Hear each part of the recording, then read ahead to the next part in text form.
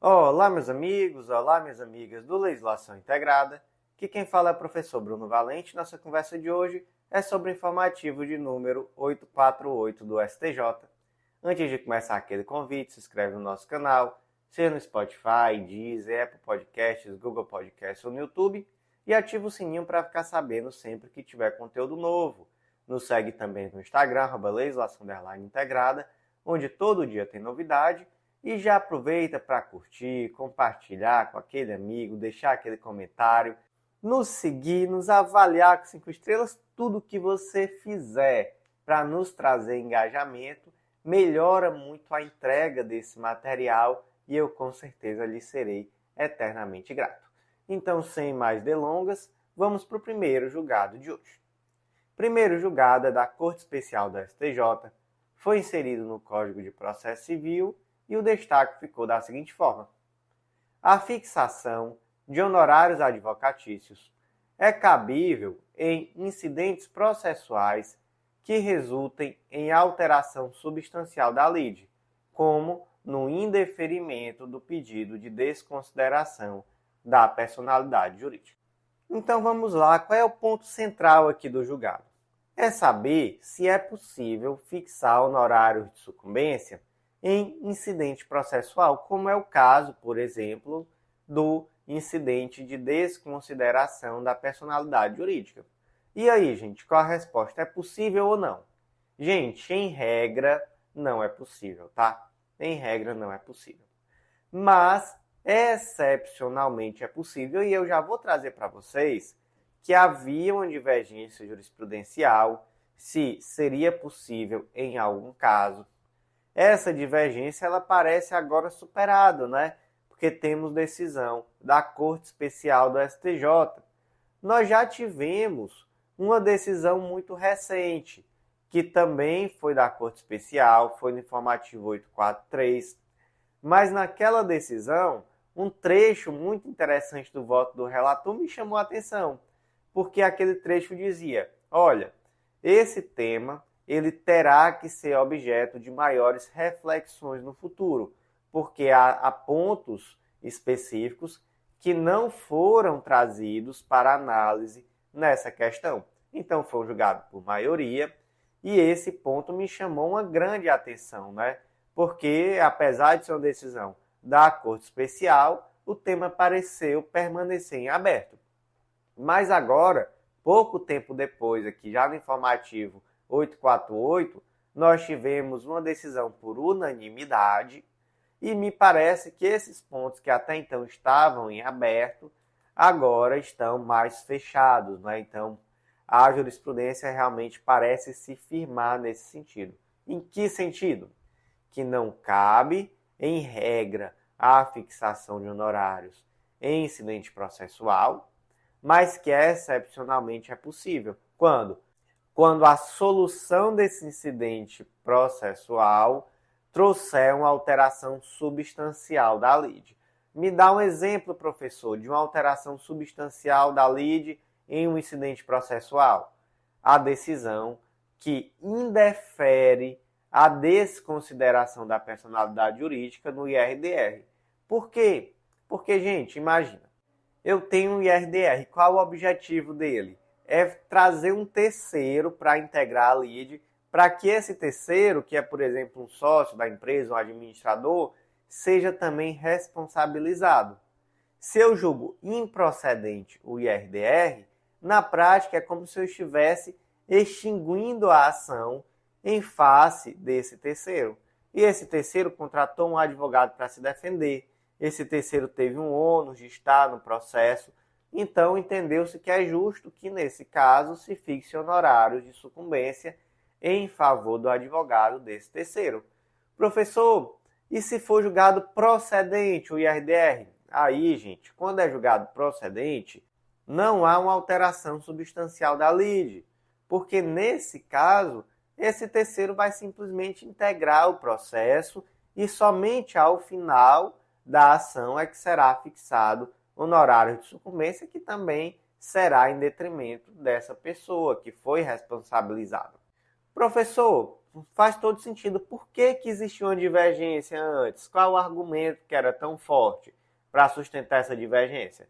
Gente, era um argumento prático, porque você imagina, você propõe uma execução em face de uma empresa, então já partimos do pressuposto que você tem um crédito e a empresa não está querendo lhe pagar, e aí você precisa ir atrás do sócio, e aí no final das contas é indeferido, e você que já está num prejuízo de não conseguir o seu valor de volta até então, ainda vai ter que pagar o honorário de sucumbência.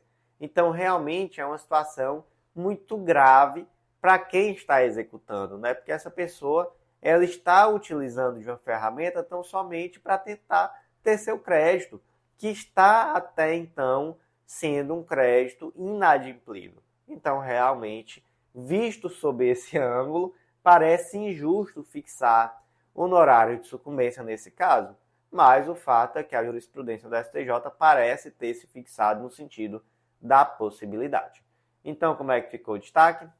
A fixação de honorários advocatícios é cabível em incidentes processuais que resultem em alteração substancial da lide, como no indeferimento do pedido de desconsideração da personalidade jurídica. Próximo julgado de hoje é da segunda sessão do STJ.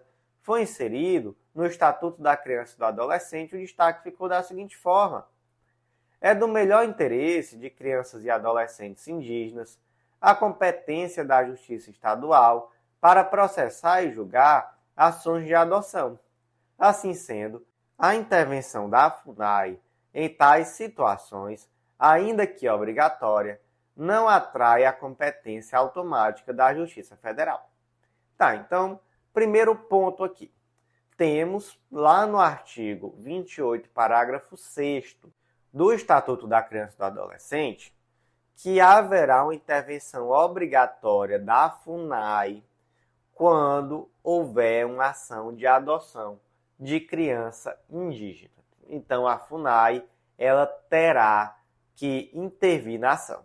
FUNAI é um órgão federal, não é? É um órgão federal. Então, qual é a consequência prática, via de regra, da intervenção de um órgão federal em uma ação?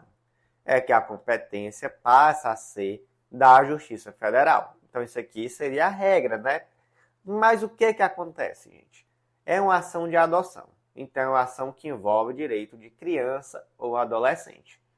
Qual o princípio aqui que nós temos que ter em mente em ações assim? É o princípio do prioritário interesse dessa criança ou adolescente. E aí vamos para a realidade prática. Quem é que está melhor estruturado para receber esse tipo de ação? É a vara da criança e juventude ou é uma vara da Justiça Federal? Gente, com certeza é uma vara da infância e juventude. Então, por conta disso, mesmo que haja uma intervenção de órgão federal nessa ação, não haverá um deslocamento de competência. Até porque, gente, nesse caso, não há interesse jurídico da União. Há tão somente uma intervenção com o objetivo de garantir o melhor interesse dessa criança indígena. Também não é ação que trata sobre disputa de direito indígena, porque nesse caso também seria competência da Justiça Federal, artigo 109, inciso 11. Então, não havendo essas situações e também havendo o melhor interesse da criança e do adolescente, será competência da vara da infância e da juventude. Mas, professor, eu tenho ainda um ponto. Por que então que a Justiça Federal não estrutura uma vara da infância e juventude só para tratar de adoção de indígenas? Gente, quantos indígenas será que são adotados anualmente para justificar toda uma estrutura de uma vara federal só para isso? E ainda vem um ponto, né? Quantas crianças indígenas por localidade? Então, realmente é inviável, né? Não faria muito sentido e também, não é, por todos esses outros argumentos, é que não faria sentido mesmo. Então, essa competência fica com a Justiça Estadual na vara da infância e da juventude. Então, como é que ficou o destaque? É do melhor interesse de crianças e adolescentes indígenas a competência da Justiça Estadual para processar e julgar ações de adoção. Assim sendo, a intervenção da FUNAI em tais situações, ainda que obrigatória, não atrai a competência automática da Justiça Federal. Próximo julgado da terceira sessão do STJ foi inserido na Constituição Federal, destaque da seguinte forma: a proteção da flora ameaçada de extinção é equiparada à proteção da fauna, não havendo distinção quanto ao interesse da União, o que justifica a competência da Justiça Federal para julgar crime ambiental contra espécie vegetal ameaçada de extinção.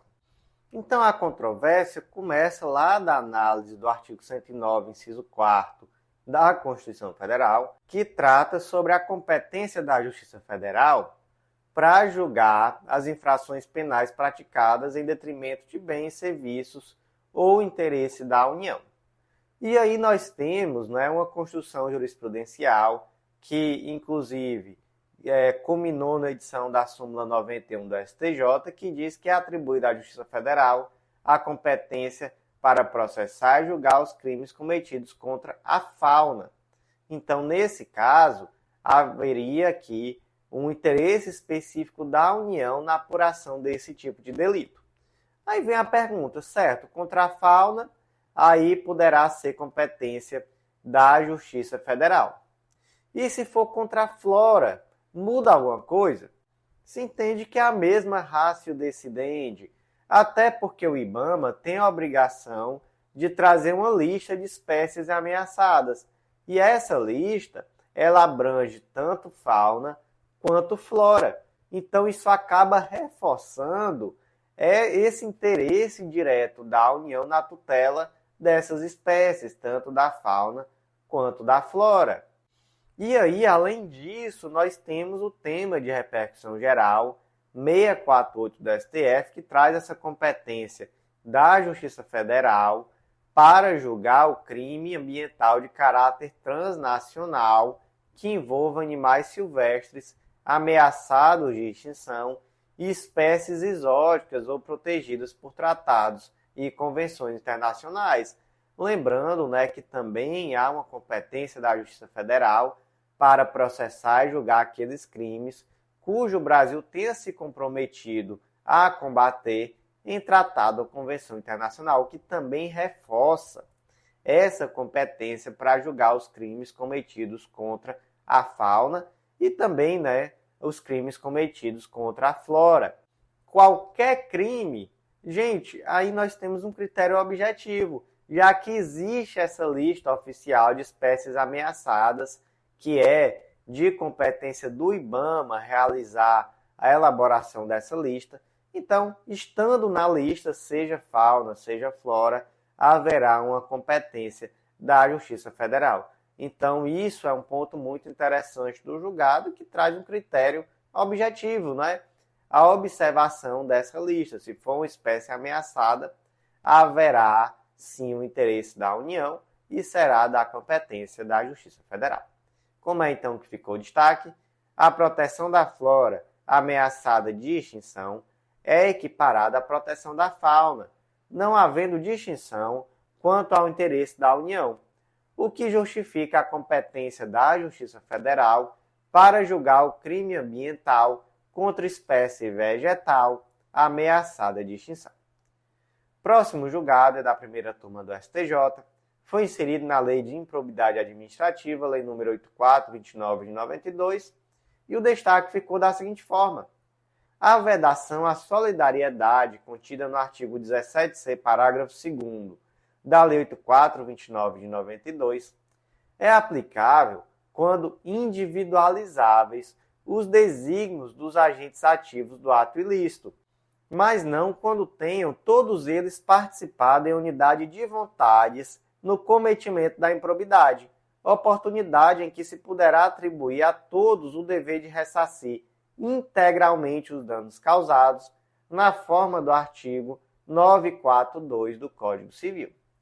Então, olha só, nós tivemos aqui uma grande inovação na Lei 14.230 de 2021, que trouxe essa impossibilidade de solidariedade na condenação, daqueles envolvidos em ato de improbidade, está lá o 17C, parágrafo 2º.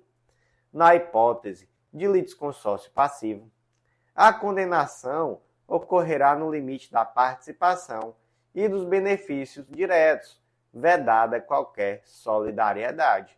Então isso aqui acaba se afastando completamente daquilo que até então era previsto na Lei 8.429, porque a legislação original tinha um foco muito maior nessa tentativa de reparar o dano que foi causado à administração pública.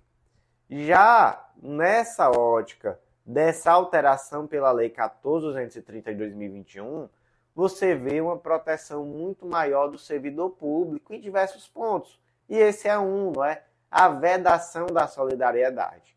Ora, se esse ato de improbidade foi praticado por 3, 4 pessoas, cada um vai responder no limite daquilo que participou, vedada qualquer solidariedade. Então, o benefício direto do A vai ser o parâmetro da sua condenação, do B a mesma forma, do C a mesma forma. Mas aí, gente, imagina uma situação em que há uma unidade de desígnios entre várias pessoas. Aí começa a aparecer que essa nova legislação acaba sendo incoerente, não é? Porque ela tem coerência quando é possível individualizar as condutas, individualizar os desígnios. Mas quando há uma unidade de desígnio, aí não. Aí nós começamos a ver uma incoerência. E aí, nesse ponto, começa a aparecer evidente uma incongruência na lei que parece confundir, em determinado momento, o que é uma sanção do que é um ressarcimento de dano. Gente, uma sanção, que pode ser, por exemplo, uma multa, uma perda de função pública, isso daí sim tem caráter personalíssimo e é vedada a solidariedade, até pelo princípio da intranscendência da pena. Mas quando se fala em ressarcimento do dano, aí nós temos algo que tem natureza civil e reparatória. Não é direito sancionatório, é uma natureza civil, né? É a reparação do dano. E aqui nós temos o princípio da reparação integral. E aí veja só, se há uma unidade de desígnios, então nada mais justo do que se falar também em uma solidariedade, já que nesse caso não há como individualizar o desígnio de cada uma dessas pessoas. Solidariedade, gente, então somente no ressarcimento do dano causado, tá? Repita-se, porque há no caso concreto uma unidade de desígnio. Professor, mas essa decisão, ela está coerente com o tema da repercussão geral 1199, que é aquele tema importantíssimo, talvez o mais importante em matéria de improbidade administrativa e que trata sobre a necessidade do dolo para configurar o ato de improbidade, sobre a irretroatividade da Lei 14.230, etc. Gente, sim. Por quê? Porque aqui não se está aplicando retroativamente a solidariedade, simplesmente está afirmando que coexistem dois sistemas. O sistema da Lei de Improbidade, de 8.429, e o sistema do Código Civil, que trata sobre a reparação integral do dano. Então, são sistemas que coexistem. Então, você tem como aplicar perfeitamente o artigo 942 do Código Civil ao caso concreto, trazendo essa solidariedade nesse caso em que há unidade de desígnios. Então, como é que fica o destaque? A vedação, a solidariedade contida no artigo 17C, parágrafo 2º da Lei 8.429 de 92, é aplicável quando individualizáveis os desígnios do agente ativo do ato ilícito, mas não quando tenham todos eles participado em unidade de vontades no cometimento da improbidade, oportunidade em que se poderá atribuir a todos o dever de ressarcir integralmente os danos causados na forma do artigo 942 do Código Civil. Antes de seguir em frente, eu já vou fazer aquele convite super especial. Acesse legislaçãointegrada.com.br e vem conhecer o Clube da Lei, nosso clube de membros que dá acesso a todos os nossos materiais de lei seca e jurisprudência e a mais de 100 planos de leitura. Tudo que você precisa para um estudo completo, atualizado e organizado de lei seca e jurisprudência em um material que é atualizado por esses mesmos informativos que eu comento com você em formato de áudio, semanalmente atualizado, tá? Então vai ser um baita diferencial, vai de uma vez por todas organizar o teu estudo de lei seca e jurisprudência e a assinatura te dá acesso a todos os planos de leitura, inclusive planos focados em editais específicos. Então vem fazer parte, com certeza vai ser um baita diferencial nos teus estudos. Seguindo em frente, próximo julgado, foi inserido na Lei 8989 de 95, que trata sobre a isenção do IPI na aquisição de automóveis, e nós temos dois destaques. O primeiro, a Lei 8985 de 95 não faz qualquer exigência de restrição na CNH como condição para o reconhecimento da isenção de IPI, bastando a demonstração do quadro de deficiência. E segundo destaque, o portador de visão monocular tem direito à isenção do IPI na aquisição do veículo automotor. Então, gente, basicamente, nós temos aqui uma lei que trata sobre essa isenção do IPI na compra de automóveis de passageiros de fabricação nacional. E essa isenção é conferida, dentre outras pessoas, àquelas que têm deficiência física, visual, auditiva ou mental severa ou profunda e pessoas com transtorno do espectro autista, diretamente ou por intermédio de seu representante legal. E aí, gente, qual é o ponto-chave desse julgado? O primeiro ponto é o seguinte: a lei traz exigências. O administrador não pode criar nenhuma nova exigência além daquelas que já estão expressamente previstas na lei. Esse é o primeiro ponto e é o ponto-chave. E o nome disso é princípio da legalidade. Não é possível exigir nada mais além daquilo que está previsto na lei para conferir essa isenção. Então, se a lei não traz a necessidade que essa restrição que a pessoa tem esteja escrito na CNH, a administração pública também não pode, de forma alguma, exigir esse tipo de comprovação. Quer algum outro exemplo? Gente, nós temos a tese 8 do Jurisprudência em Tese do STJ, edição 208, que diz que não é possível exigir também o comprovante de regularidade fiscal do contribuinte. Por quê? Porque essa exigência não está na lei. Então, de fato, não há como negar esse benefício fiscal com base em uma exigência que não está na lei. E o segundo ponto, a visão monocular é deficiência para esse efeito? Gente, não cabe à administração realizar qualquer juízo de valor acerca da gravidade dessa deficiência. Se a pessoa tem visão monocular e está previsto na lei que a pessoa com deficiência visual ela tem direito, então, gente, a visão monocular ela estará sim abrangida. Então, não há como afastar, beleza? Então, como é que ficou aqui o destaque? Ou melhor, os dois destaques, né? O primeiro, a Lei 8989 de 95 não faz qualquer exigência da restrição da CNH como condição para o reconhecimento da isenção do IPI, bastando a demonstração do quadro de deficiência. 2. O portador de visão monocular tem direito à isenção do IPI na aquisição de veículo automotor.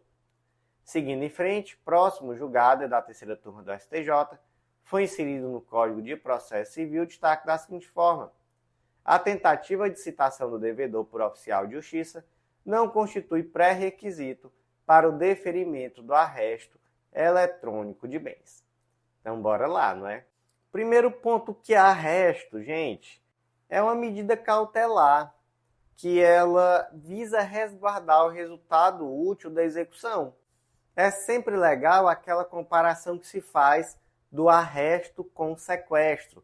O sequestro é específico, né? Então, por exemplo, realiza-se o sequestro de um veículo automotor específico, de placa X, chassi X, e aí realiza-se o sequestro desse bem. Já arresto me lembra arrastão. Você passa levando tudo, quer nem saber quantos bens, quanto bastem para garantir a execução. E aí, gente, onde é que surge aqui essa celeuma? É porque esse tema está tratado nos artigos 829 e 830 do CPC. E o 830 diz assim: se o oficial de justiça não encontrar o executado, arrestar-lhe-á tantos bens quanto bastem para garantir a execução. Ou seja, o que passa aqui a mensagem? O oficial de justiça vai lá e tenta citar. Vai lá de novo, tentou. Não encontrou o executado. O que ele faz? Pois eu vou fazer aqui um arrastão. Eu vou realizar o arresto de tantos bens quanto bastem para garantir essa execução. E aí, nós temos uma dúvida. E se a citação não for feita por oficial de justiça? É possível mesmo assim o arresto? E aí, gente, o caso concreto, ele trata especificamente de uma modalidade de arresto, que é o arresto eletrônico. Como é que funciona? Basicamente, é por meio dos sistemas da justiça. Então, hoje, por exemplo, o Sisbajude se realiza a busca de ativo financeiro por meio eletrônico e, caso encontre, bloqueia. E fica ali bloqueado até o momento que se entender conveniente, podendo, ao final, haver o levantamento desses valores por meio do exequente. Não é assim que funciona? É. E aí, esse arresto eletrônico, ele exige que previamente haja uma tentativa de citação por oficial de justiça? Gente, a resposta é não, tá? Até porque existem outras formas de citação que não só a citação por oficial de justiça, essas outras formas também são válidas. Então, realmente, seria desarrazoado você limitar essa possibilidade tão somente quando houver a tentativa de citação por oficial de justiça. E, gente, outro ponto, tá? Para o arresto eletrônico, não há necessidade de esgotar todas as tentativas de localização do devedor, não. Então, mesmo que não haja um exaurimento dessas tentativas de localização, vai ser possível, mesmo assim, esse arresto eletrônico. Então, como é que ficou o destaque? A tentativa de citação do devedor por oficial de justiça não constitui pré-requisito para o deferimento do arresto eletrônico de bens. Gente, já estamos com 27 minutos, então eu acredito que é melhor parar por aqui. Vou encerrar e já voltamos de imediato com a parte 2. Então, se quiser beber água, corre. Mas não vai se distrair com besteira, não. Não vai olhar a rede social, olhar fofoca em grupo, olhar story. Deixe isso de lado, porque senão eu sei que você não volta que eu lhe conheço. Fica aqui e bora direto para a parte 2.